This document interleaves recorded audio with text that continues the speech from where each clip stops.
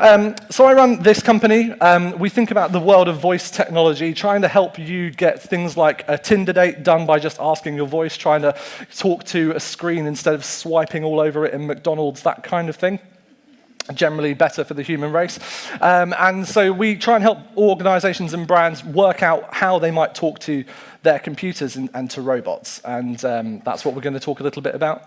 Now, we do it with these people, you don't care. And so we'll move on.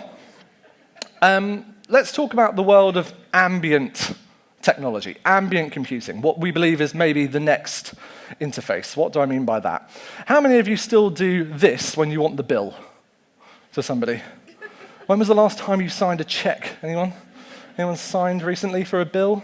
It doesn't look as good to do, can I have that? That's less attractive, if we're honest. That doesn't work, but actually in reality, what you actually mean is that, which about a third of you understand because you're under the age of 27. That is the contactless card. Yes? Anyone else? Yeah?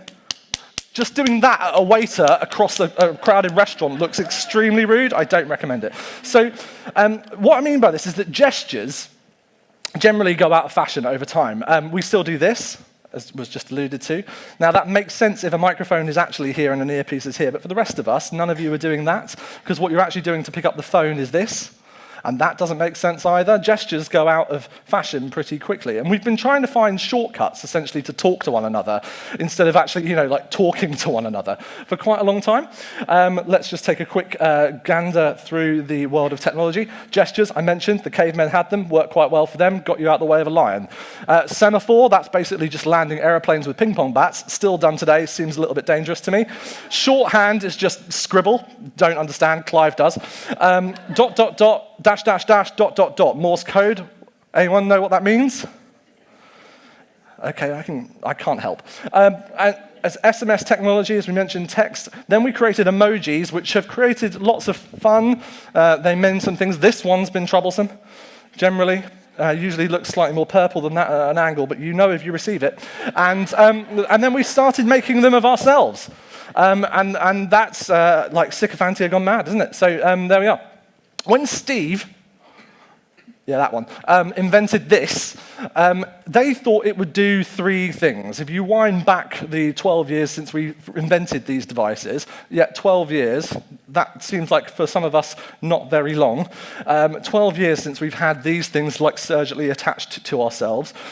Then he thought of it as being the phone, and an iPod. He said, it's a phone, an iPod, an internet communication device, and he didn't say it in that accent. And when he did say it, he said it was a phone, an iPod, and an internet communication device. He did not assume that it would be basically your best friend, and most of you treat it that way. How many of you wake up next to her?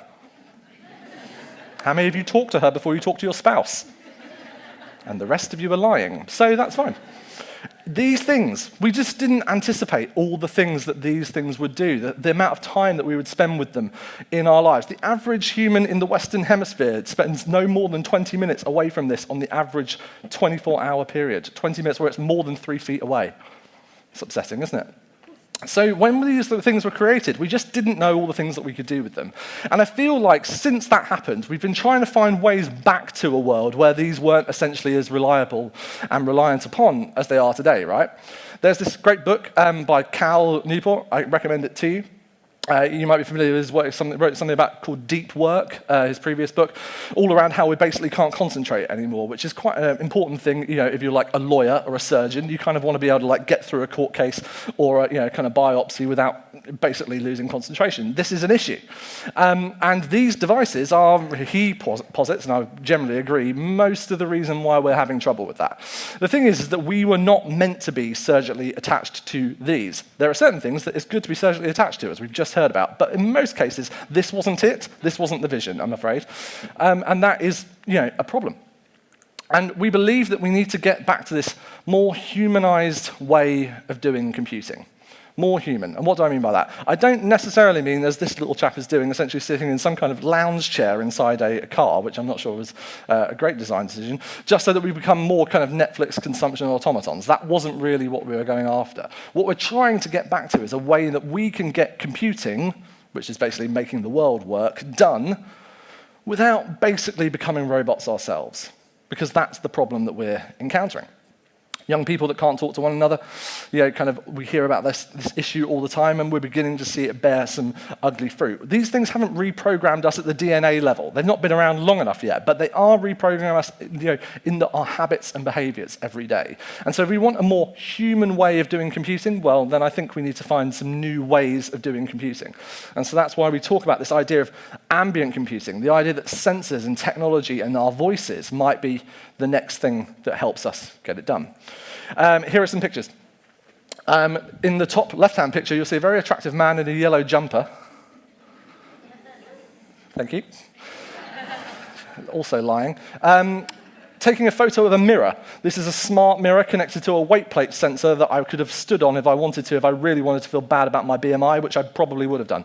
And if I had stood on that, it would have told me what the weather was going to do today, whether or not I'd been wearing the right thing, whether or not the clothes that I was wearing at the moment were attached to the same system that was logging everything in my digital wardrobe. These things could be all possible, all hours today. Or the smart fridge, which is basically if you want to kind of go and listen to what your reception classmates' friends are doing in the family WhatsApp group in the morning, that's the place you can go and do that, because you're just kind of into that kind of self-abuse. And if you go there, you would get the whole life of the family just writ large there. Calendar, your texts and everything else happening, as well as a bit of Slack probably in between. And at the bottom left-hand corner, the technology embedded all around the living room. Can you see it?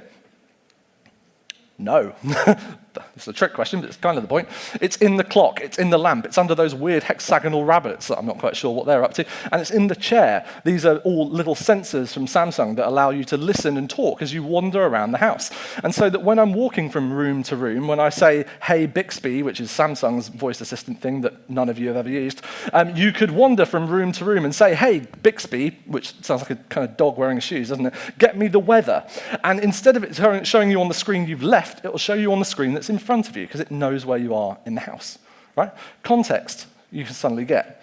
Now, all of these things are controlled by our voices, and we don't think that, most of you think of voices probably either what I did at the start with Siri, who's telling me that I've not got very long left, or maybe one of these small anthropomorphized women that lives in a box in the corner of your living room. How many of you have got her? Alexa? Google Assistant, yeah, a few of you. About a quarter of all homes in the UK now have one of these devices. It's the fastest adoption of any kind of consumer technology since essentially the wall clock. We've been just adding them into every room that we can get to, and then when you run out of places to do that, you start putting them into your microwave, apparently. Now, this is not just about these devices, but what we're interested in is the idea that we might talk to our computers to get things done, whether it's computers like this, in our headphones, in our phones, or anywhere else, or in our cars. This is the Amazon Echo Auto. They sold 1 million of these devices in the US before it even launched, and this year 90% of new cars sold in the US will have a voice assistant in the heads-up unit of the car. So we're beginning to see that voice is penetrating every part of our ecosystem. It is becoming the new way of consuming the internet, which basically means it's the new way of getting about everything done. Because what do you do on the internet? Everything. So, and when we're using them, we're doing all sorts of other things. When we're doing our chores, when we're cooking at home, when you're getting ready for the day. Essentially, the 3 times which, if you're not listening to Clive on the radio, you might be doing something with one of these smart devices. When you are getting yourself ready for the day, you're consuming all sorts of things. Music, because they've sold a lot of smart speakers. And what do speakers do? Play music. It's not a trick question, it's quite obvious. We're consuming content all over the place and talking to these devices more and more. We're doing all sorts of the things that we used to do in apps on our phones with them, whether that is booking your next restaurant, whether it's consuming podcasts, whether it's trying to get information out of businesses, like what does this makeup do and how should I use it, or playing stories and games with our kids. We're doing these in new types of apps that we've previously just had on these things and now doing them on all the other things. And we're shopping with them as well. People are buying these products to then buy new things. I mean, Amazon's general mission is to sell you more toilet paper, and they're becoming quite successful at it with nearly everything that they do. Alexa's pretty good at it. And so the more that we use these things to buy stuff, we see that brands are getting in on the game as well. That's often where we come in and we create things for brands to make themselves actually a part of the discussion. They can sound something like this. Old-fashioned. An old-fashioned is a classic and popular cocktail, but surprisingly easy to make. To create one,